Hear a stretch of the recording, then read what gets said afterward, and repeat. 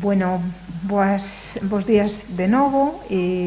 Agora acompáñame Alicia Ventura Bordes, comisaria de exposición Solocki, que se inaugura esta tarde na sala Isaac Díaz Pardo do Auditorio de Galicia. Temos tamén con nós, aí nas pantallas, por streaming, a Juan Manuel Castro Prieto e Rafael Trapiello, que son os autores do traballo fotográfico que baixo o título de Solowski poderemos ver, como decía antes, no Auditorio de Galicia a partir desta tarde, ás 8 da tarde inauguraremos a mostra e vai a estar aberta, pois creo que ata finais do mes de xuño. O traballo co que Juan Manuel Castro Prieto e Rafael Trapiello quixeron pois explorar visualmente as illas do archipiélago Solovetsky na metade do Mar Branco, que conforman pois a exposición de preto de 75 maravillosas imaxes de diferentes formatos coas que percorreremos da man deles dous pois ese territorio da súa memoria. Alicia Ventura é unha importante historiadora da arte, música de formación, xestora cultural e comisaria independente cunha longuísima carreira profesional. Dirixe Gestión Arte Ventura dende o ano 2004. Destacaremos o seu labor tan importante como comisaria e coordinadora do programa Arteria de KV, como directora do proxecto Quit Art do Hospital Marina Salud de Denia, co que se sinte, pois creo que especialmente vinculada, e como directora tamén artística. Estábamos falando aí un momento do Premio Cerveza Alhambra de Arte Emergente. Patrona tamén da Laboral Centro de Arte e Creación Industrial de Xixón, e imparte pois regularmente cursos e conferencias contando pois con unha amplísima bibliografía de artigos e publicacións. Estamos ante unha comisaria importante dentro do panorama cultural e artístico a nivel nacional. Que decir dos dous autores, de Juan Manuel Castro Prieto, que é membro da Axencia BI dende o ano 2000, no 2015 foi galardoado co Premio Nacional de Fotografía, e a súa obra pois foi obxecto de numerosas exposicións e recoñecementos. Rafael Trapiello pois desenvolve a súa carreira profesional como fotógrafo dende o ano 2006, é membro do colectivo No Foto dende o ano 14 e membro fundador do colectivo Nación Rotonda.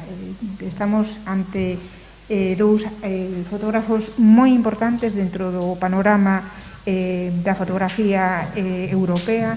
Eu creo que a visión da exposición que inauguraremos pola tarde vai a ser realmente reveladora por moitas razóns das que vai a falar agora Alicia. A quen lle paso a palabra, e despois Alicia lle pasará a palabra a Juan Manuel e a Rafael. Muy bien, pues bos días.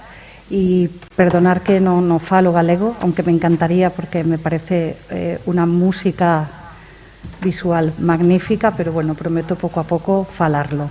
No sé si lo he dicho bien. Bueno, primero que nada quiero dar las gracias al Auditorio de Santiago y al Ayuntamiento por invitarnos a traer esta exposición, ¿no? Para mí es especialmente importante, como has comentado, Mercedes, porque bueno, en mi híbrida las dos carreras, la de música y la de historia del arte, y muchas veces en mis proyectos no puedo dejar de pensar en cómo suena una pieza o cómo se vería visualmente una composición. Así que sumo estas experiencias a lo que ya puede venir trayendo en mi trayectoria, ¿no? Y cuando veo a Rasolovsky allí montada no puedo evitar pensar en mucha música rusa que se puede interpretar en el auditorio, ¿no? Y que acompañaría muy bien esta muestra.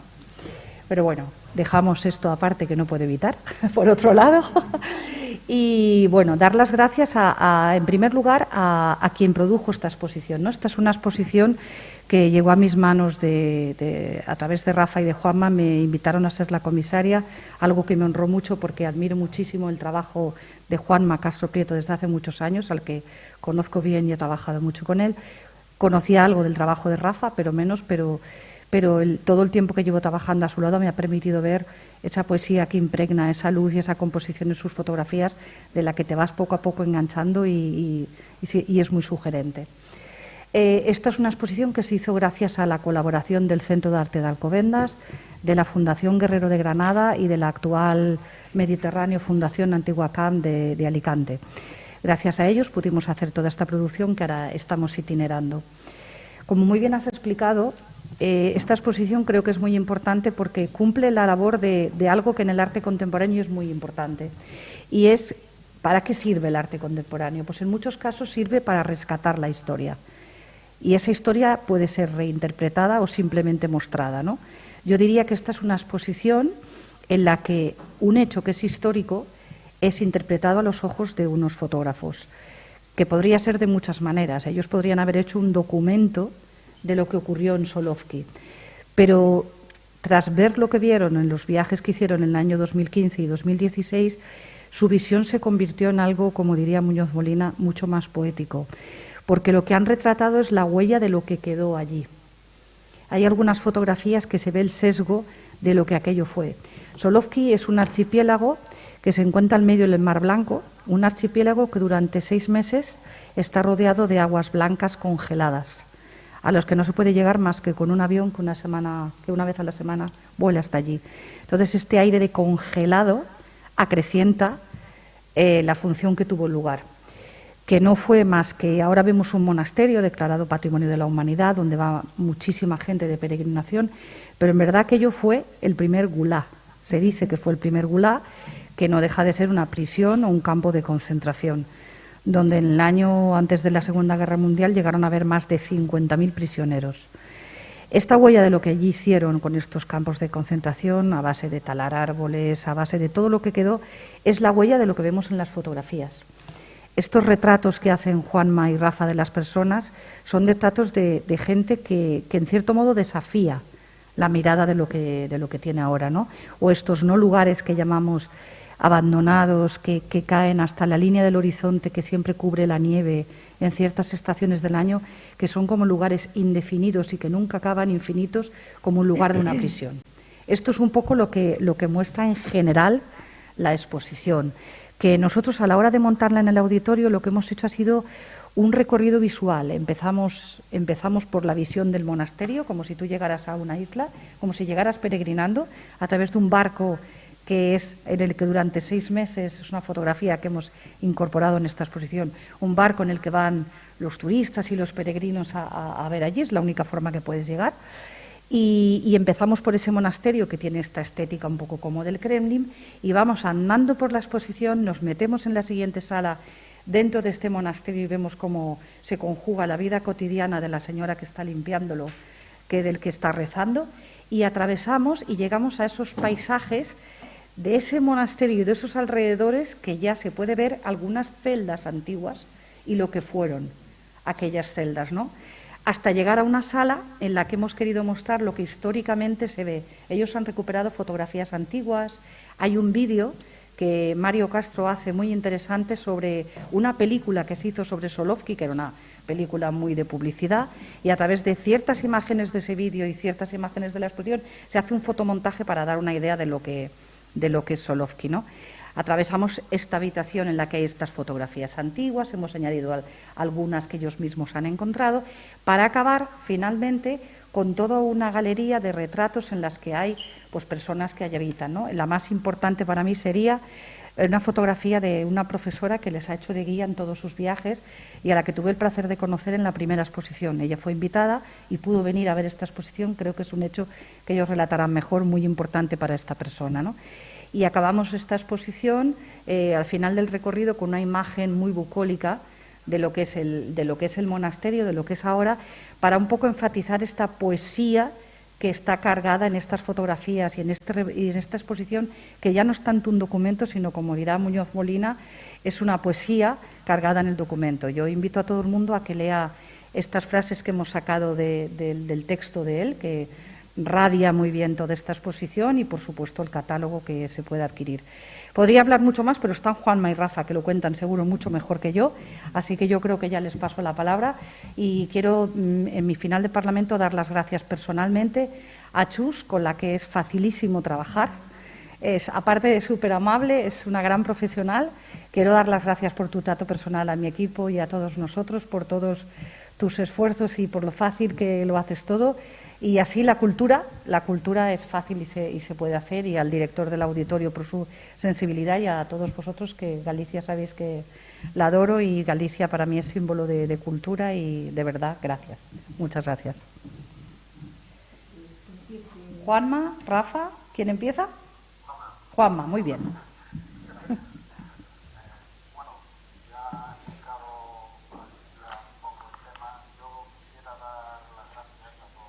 Son las instituciones que han hecho posible que la exposición esté en Santiago. Estamos muy contentos de estar allí, y bueno, al auditorio, en fin, a todos los que le han hecho posible. Simplemente deciros que estamos muy contentos de poder compartir nuestra exposición allí en Santiago. La historia viene de un encargo de una revista alemana que se llama Mare, que siempre trata temas relacionados con el mar, ¿no? Pero no de una manera directa, sino un tanto indirectamente. Es decir, no es tanto el mar en sí mismo como lo que hay alrededor del mar. Y en esta isla fue donde Stalin y Lenin hicieron el primer gulag de la historia, lo que fue el modelo que luego siguieron para todos los demás gulags. Es decir, es un símbolo del horror y de la barbarie, ¿no? Después, bueno, este gulag lo hicieron en un monasterio, en una pequeña isla, como ha dicho Alicia, allí en el Mar Blanco. Después volvió a ser monasterio, y actualmente ya casi no quedan huellas de que eso fue realmente el infierno. Es decir, la han ido borrando, ya os contará Rafa los porqués han hecho esto, pero ha habido una intencionalidad clara de eliminar todo rastro de la memoria del gulag, de eliminar todo lo negativo que pudiera ser, ¿no? De tal manera que cuando nosotros llegamos allí a fotografiar el primer gulag de la historia, nos encontramos con que no había nada que hablara del gulag. Es decir, todo había desaparecido, todo estaba borrado prácticamente, no quedaban más que pequeños restos que no daban para hacer un trabajo fotográfico, ni mucho menos, ¿no? Entonces nos planteamos que, ya que no se podía hacer basándonos en los hechos, habría que hacerlo basándonos en cosas metafóricas, simbólicas, es decir, más en una cosa, llevarla al espectador de las fotografías a una especie de sentimientos que te hicieran pensar en qué podía haber sido esa isla en el pasado, ¿no? Y bueno, utilizamos un lenguaje, como bien ha dicho Alicia, más poético, más simbólico, intentando crear o generar sensaciones, ¿no? Pero por otro lado también hay una parte en el trabajo, porque el trabajo lo llamamos Solozki y el subtítulo es Infierno y Paraíso. Es decir, fue el infierno, pero hoy día podría ser, entre comillas, un paraíso, ¿no? Es un lugar donde no hay policía, aunque luego Rafa explicará un poco los porqués, donde la vida discurre tranquilamente, no hay atascos, no hay agobios. En fin, es una isla como muy donde todo el mundo se conoce, etcétera, etcétera. En fin, un lugar precioso para pasear, para hacer turismo, en fin, pero ha sido el infierno, ¿no? Y de alguna manera hemos querido mostrar esas dos facetas de lo que fue el pasado tenebroso y el presente mucho más luminoso. Pero bueno, para el tema más histórico y tal, creo que Rafa no más mejor. Pues nada, yo reiterar los agradecimientos al Auditorio Santiago y al Ayuntamiento por querer o pensar que esta exposición merecía estar allí, y la verdad es que nos hace mucha ilusión. Y bueno, dar las gracias a Alicia por el esfuerzo y por el trabajo que ha hecho para llevar Solovki allí y montarlo como se va a poder ver, ¿no? Es una pena que, bueno, pues por esta pandemia nosotros no hayamos podido estar allí. Yo estoy deseando ir muy pronto para ver cómo ha quedado en fin, y poder charlar con la gente allí. Y bueno, lo que contaba Juanma, Solovki es un lugar muy, muy, muy especial, pero viene siéndolo, digamos, desde el siglo XVI. En el momento en que allí se monta el monasterio, este monasterio ortodoxo, bueno, pues este monasterio al mismo tiempo muy pronto se convierte en la época de los zares en prisión. Lo que pasa que, digamos, se encarcelaban allí a relativa poca gente. A lo mejor había 30, 40 personas presas allí, que acababan sus días allí porque una vez que terminaban la condena no tenían medios para volverse al continente y acababan generalmente siendo monjes también. Pero el caso es que cuando llegan los bolcheviques al poder, por supuesto, la religión, digamos, se abole de alguna manera, el edificio es tomado por las fuerzas comunistas y se echa ya a los monjes. E inmediatamente, como esa isla ya tenía, digamos, unos antecedentes carcelarios, pues básicamente aprovechan lo aislada que está para empezar a llevar allí tanto a presos comunes, es decir, ladrones, criminales, como a disidentes políticos. Entonces, en un principio, digamos, estos tipos de presos son distintos. Digamos, los que hacen los trabajos forzados son los presos comunes, como venía siendo frecuente y normal en las políticas penitenciarias también zaristas. Pero muy poco tiempo después, al final de la vida de Lenin, y cuando empieza a gobernar Stalin, todos los presos se mezclan y empieza realmente los campos de concentración como tal, ¿no? Y Solovki es un experimento, es decir, ellos ven que básicamente tienen mano de obra esclava y gracias a la mano de obra esclava pueden producir materias primas que les hacen, digamos, avanzar económicamente. Al comprobar esto, exportan el modelo de Solovki a otros lugares quizás más conocidos por el gran público, en Siberia, en la estepa kazaja, etcétera, etcétera, ¿no? Pero bueno, los números de Solovki realmente asustan mucho porque por allí pasaron nada menos que 500.000 presos, de los que se estima que fallecieron aproximadamente unos 30.000. Las maneras de fallecer eran muy dispares, desde fusilamientos hasta simplemente muertes por inanición, torturas, etcétera, etcétera, ¿no?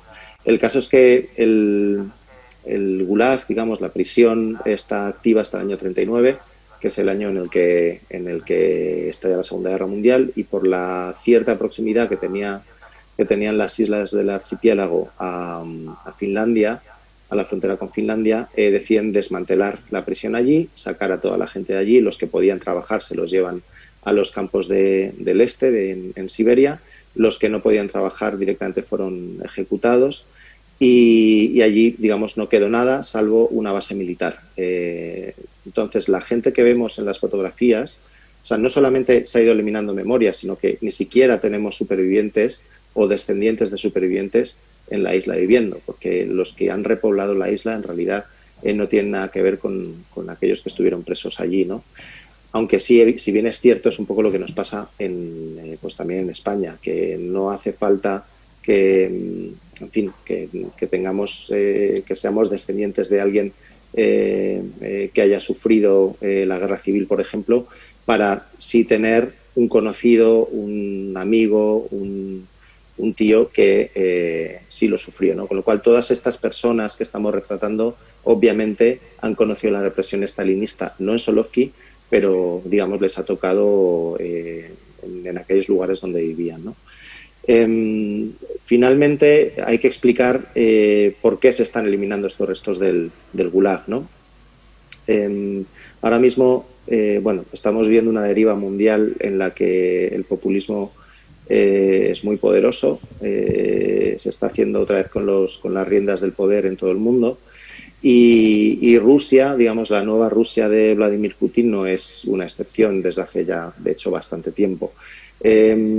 Putin es consciente de que Stalin es un alto generador de identidad nacional en Rusia. Pues como ejemplo, baste decir que hace muy poco se hizo una encuesta sobre quiénes eran los personajes más queridos por la opinión pública rusa. El primero era Putin, el segundo era Stalin, el tercero era Pushkin. Es decir, Stalin en segundo lugar, ¿no?